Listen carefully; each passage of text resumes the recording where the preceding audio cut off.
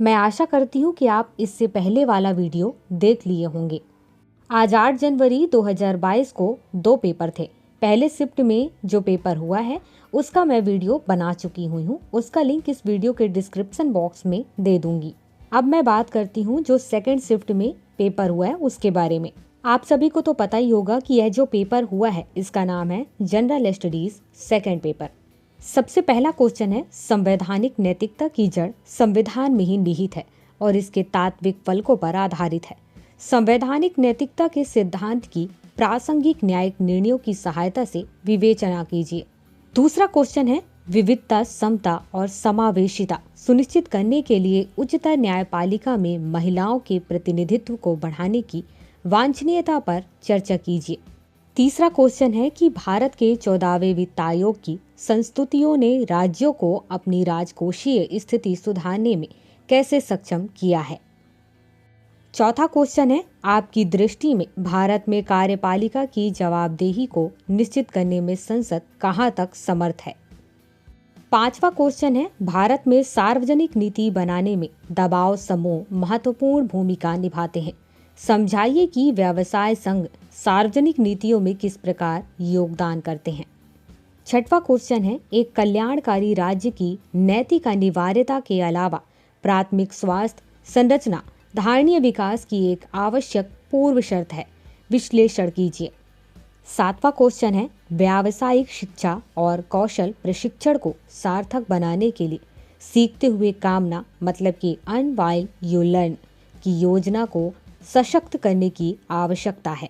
टिप्पणी कीजिए।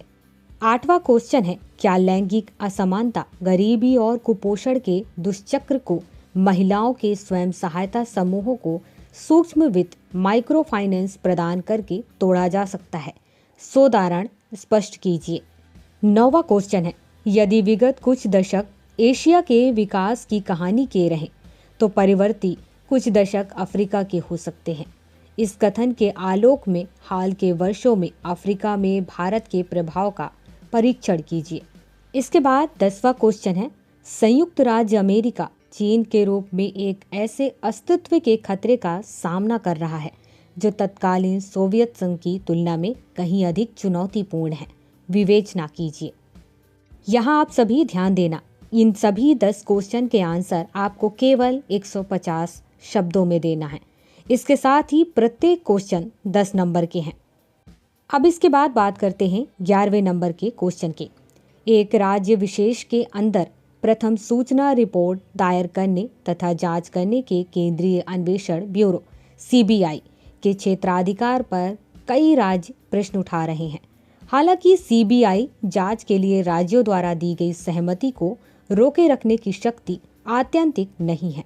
भारत के संघीय ढांचे के विशेष संदर्भ में विवेचना कीजिए। 12वां क्वेश्चन है, यद्यपि मानवाधिकार आयोगों ने भारत में मानवाधिकारों के संरक्षण में काफी हद तक योगदान दिया है, फिर भी वे ताकतवर और प्रभावशालियों के विरुद्ध अधिकार जताने में असफल रहे हैं। इनकी संरचनात्मक और व्यावहारिक सीमाओं का विश्लेषण करते हुए सुधारात्मक उपायों की सुझाव दीजिए। 13वां क्वेश्चन है, संयुक्त राज्य अमेरिका और भारत के संविधानों में समता के अधिकार की धारणा की विशिष्ट विशेषताओं का विश्लेषण कीजिए। 14वां क्वेश्चन है, उन संवैधानिक प्रावधानों को समझाइए जिनके अंतर्गत विधान परिषदें स्थापित होती हैं। उपयुक्त उदाहरणों के साथ विधान परिषदों के कार्य और वर्तमान स्थिति का मूल्यांकन कीजिए। 15वां क्वेश्चन है, क्या विभागों से संबंधित संसदीय स्थायी समितियां प्रशासन को अपने पैर की उंगलियों पर रखती हैं और संसदीय नियंत्रण के लिए सम्मान प्रदर्शन हेतु प्रेरित करती हैं। उपयुक्त उदाहरणों के साथ ऐसी समितियों के कार्यों का मूल्यांकन कीजिए। इसके बाद क्वेश्चन नंबर 16 है, क्या ग्रामीण क्षेत्रों में विशेष रूप से डिजिटल निरक्षरता ने सूचना एवं संचार प्रौद्योगिकी (ICT) की अल्प उपलब्धता के साथ मिलकर सामाजिक आर्थिक विकास में बाधा उत्पन्न किया है। औचित्य सहित परीक्षण कीजिए। इसके बाद क्वेश्चन नंबर 17 है, यद्यपि स्वतंत्रोत्तर भारत में महिलाओं ने विभिन्न क्षेत्रों में उत्कृष्टता हासिल की है, इसके बावजूद महिलाओं और नारीवादी आंदोलन के प्रति सामाजिक दृष्टिकोण पितृसत्तात्मक रहा है। महिला शिक्षा और महिला सशक्तिकरण की योजनाओं के अतिरिक्त कौन से हस्तक्षेप इस परिवेश के परिवर्तन में सहायक हो सकते हैं? इसके बाद क्वेश्चन नंबर 18 है, क्या नागरिक समाज और गैर सरकारी संगठन आम नागरिक को लाभ प्रदान करने के लिए लोक सेवा प्रदायगी का वैकल्पिक प्रतिमान प्रस्तुत कर सकते हैं? इस वैकल्पिक प्रतिमान की चुनौतियों की विवेचना कीजिए। इसके बाद क्वेश्चन नंबर 19 है, एससीओ के लक्ष्यों और उद्देश्यों का विश्लेषणात्मक परीक्षण कीजिए।